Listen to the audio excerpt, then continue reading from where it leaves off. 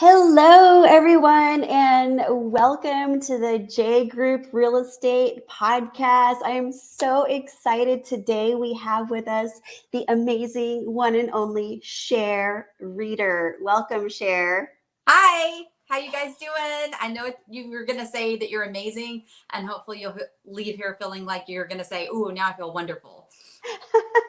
Absolutely. So I'm going to read a quick bio about you, but before I do that, I just wanted to talk about a little bit about how we met. We met recently in Milwaukee at the Enhance Your Reach Signature Talk workshop. So I want you to tell the story real quick about how you got to the workshop and like what happened to your suitcase. Coincidentally, something very funny that happened to me today as well. And this is just like a really good message for all of us to learn from. But my suitcase got lost. I was supposed to be going to Milwaukee. They deboarded our plane because the pilot was over his hours. And as I was coming off the plane, the guy at the ticket desk said, "Hey, I remember you. You were really nice. I've got 2 extra tickets for another flight to get you where you're going, but you're going to have to run because that flight leaves in 4 minutes." So I took off my flip-flops. I grabbed the paper ticket, ran, got on the flight. The door closed like a minute after I got on. And then they started making their announcements and they said, "Your time to Chicago is," they put me on the wrong flight. So, oh my gosh. Yeah, so I did 2 days with no suitcases. And the very first day, meeting a lot of like-minded people that you're hoping to impress and connect with, and hopefully, have some good ventures in the future with. I met them in a BMW hoodie with a t-shirt and sweatpants, and just basically told everybody this is what success looks like. Yeah, girl, you were totally rocking those sweatpants. I did not even think any differently. And the fact that you positioned yourself with such grace and whatever. I'm like, I'm going to do my thing. Like, whatever you guys care, it's kind of irrelevant, right? So kind of like today, I thought, oh, well, I'm going to be on a podcast. I should go get a facial, right? See how shiny my face is? Apparently, I'm allergic to something that they use, and my eyes are so puffy. It's oh my gosh. Crazy. But hey, success is showing up regardless of the circumstances, right? Whether it's sweatpants or puffy eyes, doesn't matter. You still show up because, 1, because you don't want to disappoint yourself, but 2, you might make the difference in the people that you're meeting and that you're talking to's lives, and definitely don't want to miss out on that opportunity based absolutely. off a little bit of puffiness. I must say you're absolutely glowing, darling. Oh, so you're all good. So let me just read a little bio, and I kind of changed it a little bit to kind of meet more of my vernacular, but basically, for the rest of the world out here, here's a little bit about Cher Reeder, which is a super cool name, by the way. But Cher Reeder is obsessed with the next industrial innovations of our time. Utilizing the best artificial intelligence and software, Cher has made her way through the real estate landscape, securing roughly 70 contracts and over $40 million in business. Wow. Tell us a little bit about your journey. How did you get there? So my journey is a journey, and I feel like if you really want to help people dig from inside to get out here, right? Because you want the best of what's in you to be out here, but that also means that you have to tell the real stories about yourself. And so I'll just talk about, instead of the personal, I'll talk about the professional. I was in the corporate world for like a really long time. I had a real estate license. I've been doing real estate for, oh my goodness, probably 18 years, but I wasn't doing it for myself. I was doing it for corporations and managing inventory for big resort companies. And in 2019, I had a scenario where they had transferred me somewhere new because Hurricane Michael had happened. So they transferred me to someplace new, and I got there and I was there like 2 months. And Hurricane Michael, we lost everything. We lost our house, all of our stuff, right? And so I'm looking at this is a new opportunity, right? And I get there, and I've been with this company for 8 years. The corporation I worked for before, I worked for them for 9. So I'm a very loyal person. And get there, and after about 2 months, I tell my husband, I was like, man, I just figured out that these guys are committing some serious fraud, like really bad, like FTC are really going to get arrested. And I have two options. I can do everything they're doing, and we're going to make about $850,000 a year until they have to stop, or I can do nothing that they're doing, and we're going to be broke. And my husband took one look at me. He says, well, I know you. He says, you do what you feel like it's going to be the best thing, the right thing. And the very next day I walked in and I quit with zero plan. So Wow. I know, right? So then after that, not knowing what I was going to do, I had a friend who'd been bugging me about coming to work with him, and he had a law firm out in San Diego, and asked me to come to work with him, helping people get out of bad real estate contracts that they'd signed, things that they had signed up for that where the developer didn't perform or do something that, or they omitted information that was pertinent to the sale, that kind of stuff. And I've been friends with this person for like 8 years, maybe 9 years. And it turns out that that person is, I just want you to notice, I'll never talk bad about an individual. I'll just talk bad about the scenario. That's why I'm mentioning no names, right? Got But it. that person was really big into cocaine and hookers, and he bankrupted his law firm. So Wow. by the end of 2019, I was in a scenario where I quit one job because it's the right thing to do. I got forced out of another job because somebody else didn't do the right things, right? The one company owed me $12,000 whenever I quit them, which I never saw. And then my friend bounced all of my paychecks for November and December at the end of 2019. And so I was like, oh man. So it just came to this recollection. So it was about 40K in the hole at the end of 2019. I was like, Oh man. oh, like, I think I don't ever want to work for somebody else ever again. I think I only want Right. to work for myself now, right? So my husband, he says, what are you going to do? And I said, well, I said, I'm going to sell my Land Rover, because I'd worked really hard to like pay the Land Rover off in like 2 years, right? It was my baby. I said, I'm going to sell the Land Rover. I'm going to put 3 months worth of money in the bank, and I'm going to get it figured out. I'm going to buckle down. We're going to go down to one car, one vehicle. That's what we're going to do. And it's really funny too, because my husband drives this like really big truck. So here I am for several months driving around in this like really big truck. Right. So I put the money in the bank, and a guy that I used to be his boss a long time ago was working with the broker that I'm with now, and he'd been bugging me way before this that I needed to. He kept saying, hey, you got to check this stuff out. He called me on the phone one day, and so this is before I knew I was going to be in perilous waters. He called me one day. He says, hey, Cher. He's like, it's Tom. He's like, what are you doing? I was like, I'm driving. He goes, me too. He goes, you just popped into my head. He says, I have these people I've been working with for quite a while. And he said, you popped into my head. And I thought, if Cher had these people, she would have wrote a contract with them like 2 months ago. I Right. said, so at the time though, because of my loyalty and because of me feeling like I'm always helping people to build things, I wasn't ready to jump ship. Right. But my husband has this really good like motto that he kind of lives by, which is God can't make you take off your sweater, but he can turn up the heat. And that's what happened. God turned the heat up on me. I And love that so much. yeah, it's true. It's true. It happens. So, I decided to go to work with that broker, and I say with because I don't work for anybody anymore, right? I'm working with that broker because this is the wonderful thing about the world of real estate is you can make your own way and you can create everything that you want to create. You just got to be willing to stay super focused and put in the work. And so in 2020, after my 2019, right? I joined that brokerage in March, and by April, I had my first deal. And by the end of the year, in 2019, during the pandemic, I was the number 3 real estate agent for my brokerage out of 750 agents in the entire state of Florida. And I bought a Woo! brand new BMW, $60,000 cash, no monthly payment. So if I can do Incredible. it, anybody can do it. You can do it. That's amazing. I love Yeah. this story so much. Now, I was also reading in your bio that you're extremely passionate about getting technologies out there that are going to benefit, the future, our children, when we're gone. And so Mhm. I know that you yourself have 5 children. So how did they react, or did you have all 5 children at that point when you were going through this turmoil, so to speak? And what would you say, like, what lessons did they learn from experiencing and witnessing you going through all of that?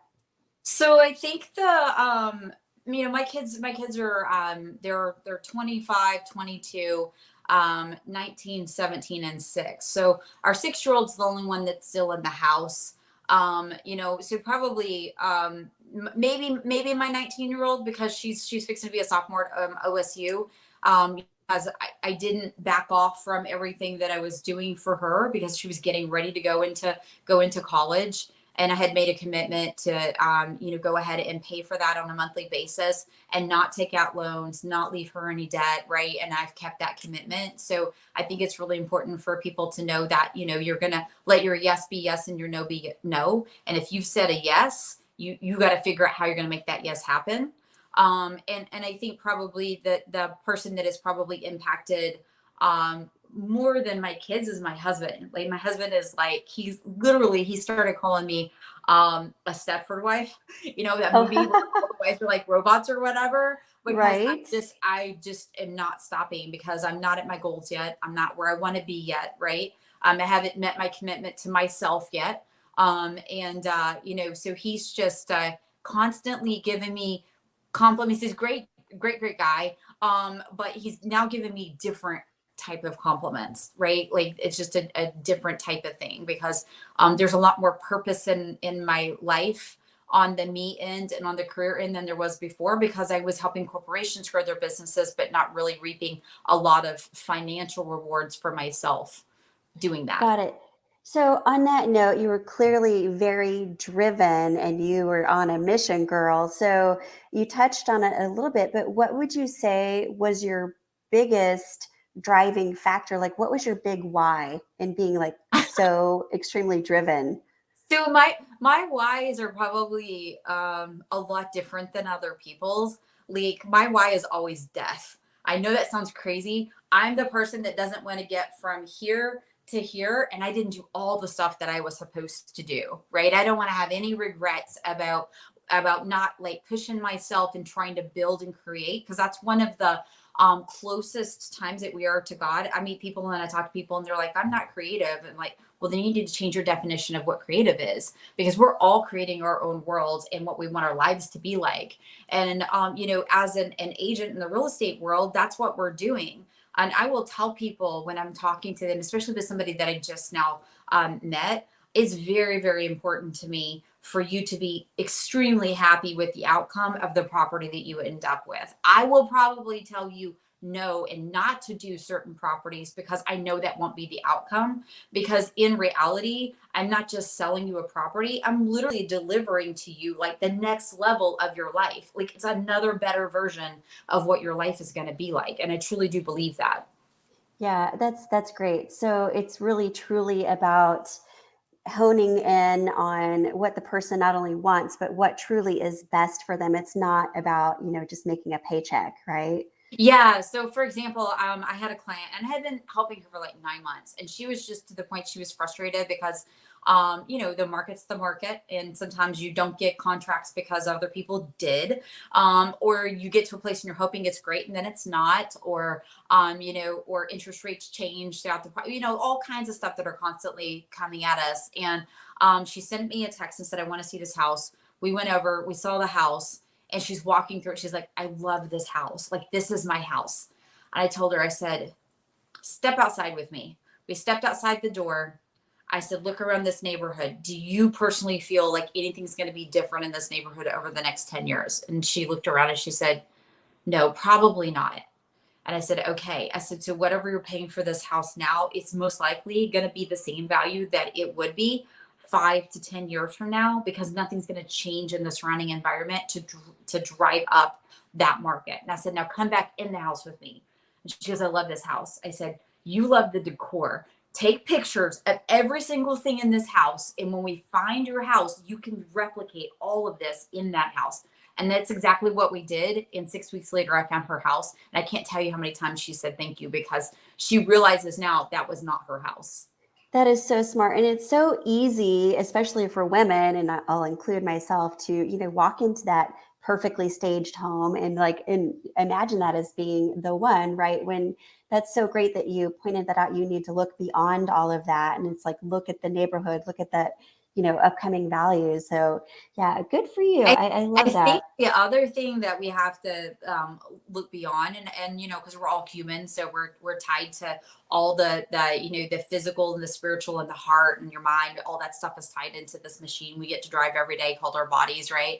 And with that comes emotions, and that's the other thing, is detaching yourself away from the paycheck that comes along with the process of start to finish closing that sale. Because really, if you put your client first, what's going to happen is you'll make more money than just that client. You'll have that client that wants to give you good reviews, and then somebody will read the review online, and then they'll want to do business with you because you have a good review, and that person put something on there that they felt like they could connect with. You'll have other clients that come back and they buy a second or a third home with you because they know that you have their best interest. Or you'll have a client that refers you somebody else, and they say, hey, my friend said you're the person that I have to do business with, that you are absolutely amazing. So you're gonna get this reciprocation of that good path that you're creating for yourself, but that you're also creating for your clients. Absolutely. So smart. Now, I know that you've been very successful in real estate and that I don't want to keep using the word passionate, but you're truly passionate about introducing new technologies out there. And I wanted to kind of segue into talking about Gold Raft. Can you tell us a little bit about Yeah. what Gold Raft is and that venture? Yeah. So, a completely different guy that I used to be his boss a long time ago.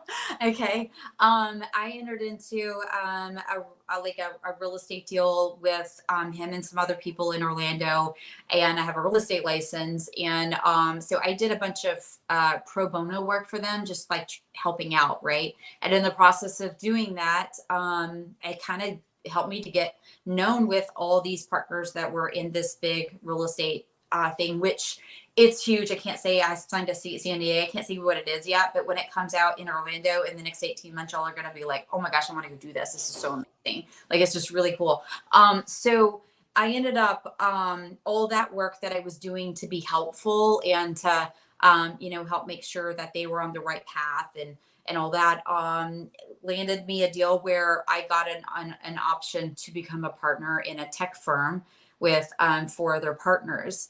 And then I was like, oh yeah, this is definitely the deal for me. Because if you think about it, you like real estate, like it's really hard to master that, right? And so I just keep replicating what works.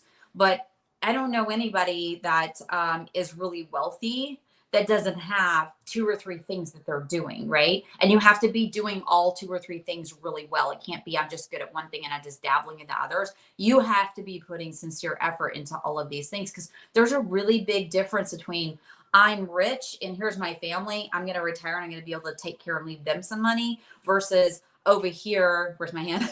Over here, I'm wealthy, and not only am I going to be able to retire, but I probably love what I'm doing so much I'm probably never going to want to retire, and then I'm going to be able to take care of my family. And also, I'm going to be able to help a lot of charities, a lot of people who need. I'm going to be able to invest into other people who are trying to do, start up their own great thing. There's a complete difference between those 2 categories. And I want to be in the one that allows me to help a lot more people. That's amazing. So, speaking of helping people, you are a big contributor to companies like St. Jude's Children's Research Hospital and Doctors Without Borders and Save the Children. Can you tell us a little bit more about your involvement in those particular organizations and charities? Yeah. Well, there's only so much time in the day, right? And you have to notch out some time for your own personal sanity, and you have to notch out some time for for your family or your cats or dogs, if that's your family, whatever Right? family is, right? And because you still want to have some semblance of a life, because then you did all this hard work for no reason. But there's other groups that do really fantastic things to help other people that can't help themselves, like St. Jude's, helps kids that have cancer. I think their running budget per day, it costs them $1.2 million per day just to operate, to Oh do my all the stuff gosh. they're doing, right? And they're doing all this really phenomenal research and helping kids to be healthy and to live and to have a life and to not to still be with their family and their friends and be on this planet. And, they're doing things that I can't do. So what I can do is contribute in any way that's needed to just make that what they're doing better. And that's what you do. I'm not a doctor. I'm never going to Africa or to Tanzania and gonna give medical care to a kid. But what I can do is I can support the people that are doing that stuff, because what they're doing is important. What they're doing is really good. Some of the other charities and stuff are helping families that are in need. Yeah. Especially like kids. So like I do a peanut butter drive. I try to do it every single year. And it's really just to help kids that are, in the regular school system have food for like spring break in the summer, because, they're reliant on the rest of the year for the food that they're getting in their schools, in the cafeterias. So, you got to go where your heart is, I think, and you got to kind of find out where that is. And, I feel like it's really important to constantly be assessing what's the next better version of me? Like, what's my next level, right? And, real old school, sit down and make a Ben Franklin and write down on one side all the things that that you're doing, all the things that you wish that you were doing, and figure out, okay, can I get two of these moved over to this other side? And you might even find, hey, there's a couple of these other things over here on this side. One of those, I really don't like it. I thought that Right. don't be afraid to go, you know what, I got to cut this thing out because it doesn't serve me, which is keeping me from being able to serve others. And I so, Yeah, I love the Ben Franklin method. It's like draw a line, pros and cons, whatnot, whatever you want to list on there. That's like so good. It's so helpful and it's so simple to do. Anybody can do that, right? yes, absolutely. So I Absolutely. wanted to circle back a little bit and touch on the technology pieces that you're involved with. And I know you have an NDA, so you can't tell me too much, but can you give us a little glimpse of what we can look forward to seeing in regards to technology and artificial intelligence in Um, regards to real estate specifically? well, I feel like the technology and stuff that we have right now is really great. And I think that coupling those technologies together is also good. I think that whenever people, Einstein says the hardest three words for any man to speak are the words "I don't know." And so when we're confronted with something new, I think that we're like, oh wow, like I don't know if I want to learn how to do this or not. And you just got to push yourself past that, because that is, again, that's just a feeling, and that feeling is not actually helping you to move forward in what you're wanting to do. So for me as an agent, I'll just say, a lot of people would be like, oh, why are you talking to somebody else that works for another broker that didn't have anything to do with what your broker's doing? And in reality, that's exactly what we all should be doing, right? Because Right? in the technology age, like this, like right here, this is a genie in a box. You can get everything good and bad on it that you want. And right now, what is the news doing with the real estate world, right? They're bashing it left and right. They're Mhm. acting like all the hard work that we've all done as realtors to build up, get higher prices for houses, get buyers into houses, that there's something wrong with what's going on. When in reality, if you go into your MLS system and you look at, if you go to like one house that's on the market right now, go in and look at the history of that house. And if that house has sales prices or was listed, expired, or canceled previously before, go look at what those prices were in '07 and '08. And guess what? A lot of them are just now back up to that. And you got to educate people that that's not. We weren't in a real estate crisis; we were in a mortgage crisis, because there were Right. not the rules and regulations there, right? So, I feel like we should be advancing each other as realtors in the same industry, because you just need to have that mindset that every good thing that you do, even when it's for somebody else, you still are doing it for yourself. That's the real, right? So when USA Today or Wall Street Journal or Bloomberg or whatever, whoever, when they start bashing the real estate market and they start bashing agents, saying, oh, agents make too much, blah blah blah blah blah, they, okay, come spend 6 months with me and then tell me that I make too much. Because Right. the amount of work that goes into that process is super, super crazy. So for me as a realtor, the technologies that I'm currently using that are I feel like effective are Follow Up Boss, and I just want to put it out there. I don't make any money from either one of these AI systems or any of their stuff, right? They're just the ones that I use that I feel are really great.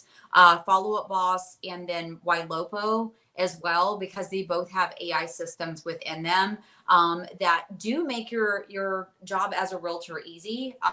They both have a AI system assistant within them that will contact and reach out to, let's say you get a new lead like Zillow, Realtor.com, or even if it's a referral or something, and maybe you haven't been able to get a hold of them, you can put them into that system, and you can put them into where that AI system will start texting them on a program, emailing them on a program. So it takes the pressure off of you as an agent. Also, I like that you can put follow-up tasks in that will remind you calendar wise to go in and, oh yeah, I need to call this person, or oh, I need to do this, or oh, I need to do that.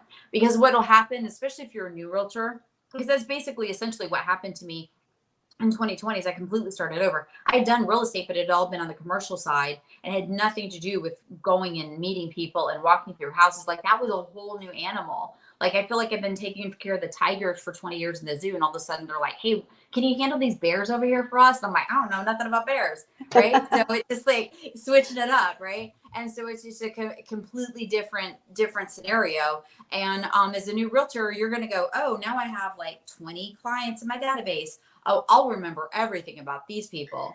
You're going to get to where like I am, and I have roughly a little over 900 clients in my database. Those notes are priceless. Me writing down, okay, if this person was a sphere of influence, how I met them, who I met them from, what they want, what they're interested in. Same thing for calling and talking to them on the phone.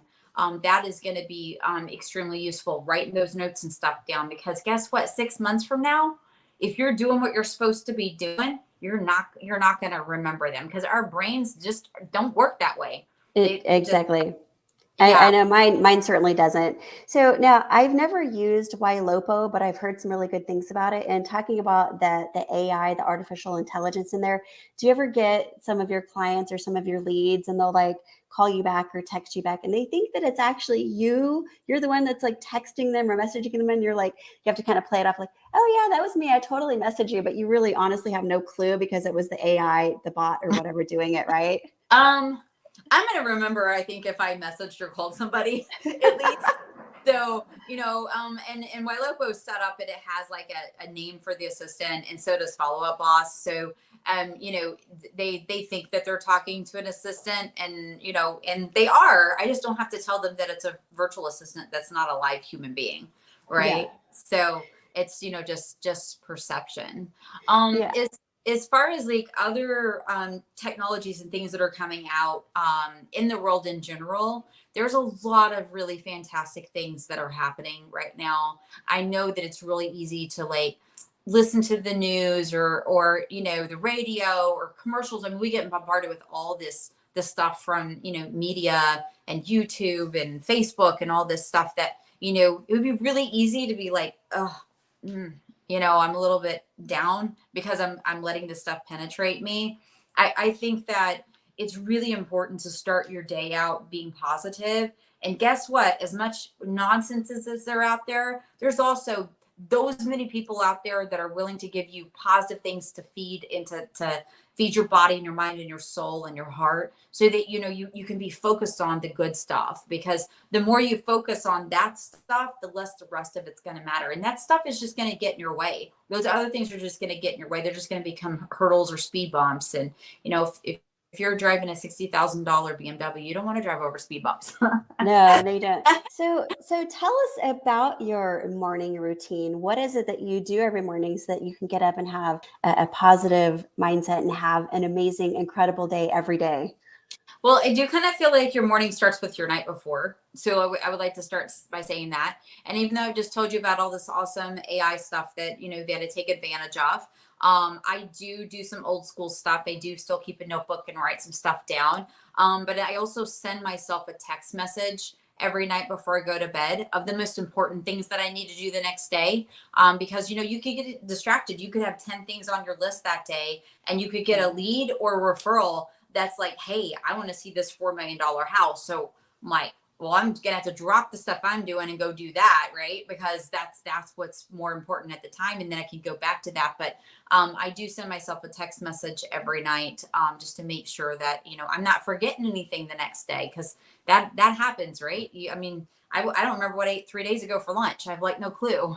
So I'm just trying to, you know, accountability for myself on what it is that I'm doing. And then the next morning, I do make a commitment to try to get out of bed before the rest of my family, go downstairs, make my coffee, sit down, and you know, I'll read a little bit of Joel Osteen. I'll listen to a little bit of TD Jakes. I'll pick one of them because, you know, they're what I like about both of them is they're all about the good side of spirituality, right? Yeah. And then you know, try to find an article, something that's positive, has, you know, it has nothing to do with that, and you know, just set the tone for how I want the day to go. You know, and just sit for a couple of minutes and think about, you know, what my goals are, what I want to be doing, and what kind of person I want to be. I'm the kind of, I wake up every day to earn my karma. That's how I think. I love that. And so if, you know, if that's really how I'm going to be as a person, then I got to do the things to make that happen. So I feel like that's important. That is so good. I am a firm believer in manifestation, and you know, your outer world is very much controlled by your inner world, what's going on in here. So if you're not able to get your mind shifted from those thoughts of anxiety or fears or uncertainty to, you know, shifting over to a mindset of abundance and, you know, prosperity and wealth and whatever that is, it's going to be extremely challenging for you to be truly successful and to become wealthy, right? So what are some things, some tips and tricks that you would say to somebody, especially a woman wanting to get into real estate? And what would you say about, you know, what do they need to do to achieve the same sort of success that you've achieved? Be willing to do things that you believed before that you didn't want to do. So in reality, like that 2020, because it was so crazy and kids weren't going to school. And so my normal personal household was a little bit chaotic because so many things were chaotic for everybody. There were things that were out of your control, right?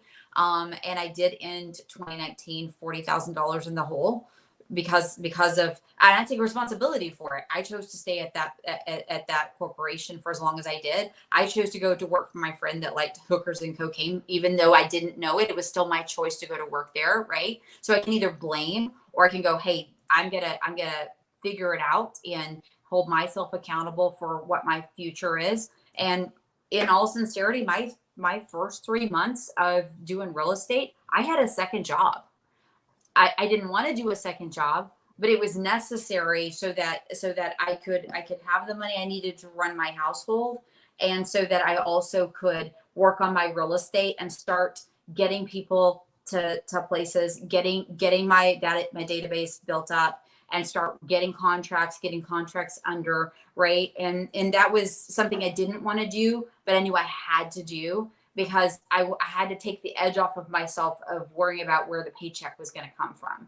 Right. Right. So, you know, you just push yourself to do things. But I think that really comes down to, you know, and I don't really know why, but, you know, we all have this imaginary box that people try to put us in, from the moment that we're born. And we get assigned other people's values of who we are. And you really get to pick that. And I think that sometimes people don't realize that you get to choose who you are. Like, even everything that happened from yesterday before really is irrelevant, because you can't do a single thing to change any of it. But you know what? I can figure out what I need to do today and make today how it's supposed to be, and assign my own value. So it's an expectation for the kind of person that I want to be, but also the kind of person I deserve to be. And every person has that. It's just, you got to start letting yourself know and start telling yourself that. Positive speak is so huge. Absolutely. And, a lot of people, they do kind of get in that victim mentality. They focus on what happened in the past, right? Oh, this happened to me, that happened to me. And it's like, okay, shifting from a victim mindset to this is happening for me. What am I going to do about it now? You can't change the past. And I think that's so powerful, everything that you just said. And of course, I put my own little spin on it, but Right? No, um, it's great. It's great. so Well, it's amazing. here's the real. Like every person who listens to this podcast can literally sit here right now in their mind and think back to one bad thing that happened to them and how now they're glad that it did because they see the outcome of the worst thing that didn't happen because that bad thing didn't happen. That's the real. So if you can just find that one thing that you're like, oh man, that was terrible when it happened, but now I'm glad that it did, because if it hadn't, it wouldn't have changed my path to this direction or to that direction. Then you just gotta take the losses as wins. It's not just the wins as wins. Absolutely. I mean, you could look back on any situation, anything that's happened to you, and you could spin it towards, this was working towards my good, if Yeah. that hadn't. So I love that so much. Well, Yeah. Cher, thank you so, so much. It's been an absolute pleasure having you on my podcast. And this is a new series, by the way. I forgot to mention that when I first started. On women of influence. And you definitely have influenced me. And I'm Aw, super happy to have you on the show, and I wish you all the success and happiness in the world. thank you so much, back at you, and ditto.